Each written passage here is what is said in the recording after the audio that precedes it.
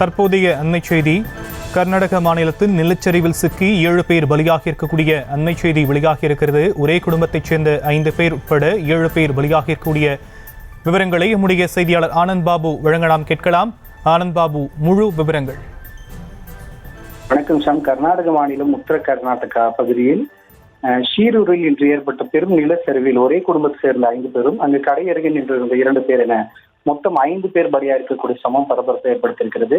தேசிய நெடுஞ்சாலை சாலையோரமாக பெட்டிக்கடை நடத்தி வந்த குடும்ப உறுப்பினர்கள் என இந்த சம்பவத்தில் உயிரிழந்திருக்கிறார்கள். நிலச்சரிவினால் எரிவாயு டேங்கர் ஒன்று அருகே உள்ள கங்கவாலி ஆற்றுக்கு அடித்து செல்லப்பட்டிருக்கிறது. முதற்கட்ட தகவலின் அடிப்படையில் சம்பவத்தில் இப்போது கடையில் தேநீர் அருந்து கொண்டிருந்த வாகனத்தின் ஓட்டுநர் மற்றும் கிளீனரை காணவில்லை என்று தகவல்கள் தெரிவிக்கின்றன. மீட்பு பணிகள் தொடர்ந்து நடைபெற்று வருவதாக காவல்துறை அதிகாரிகள் தெரிவித்திருக்கிறார்கள்.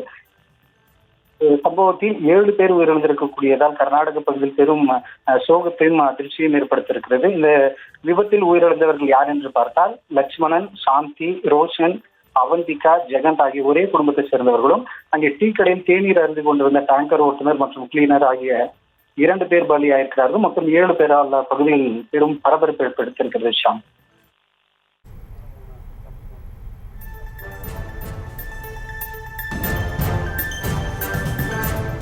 தற்போதைய விவரங்களுக்கு நன்றி ஆனந்த் பாபு. செய்திகளை உடனுக்குடனும் துல்லியமாகவும் தெரிந்து கொள்ள சப்ஸ்கிரைப் பண்ணுங்க.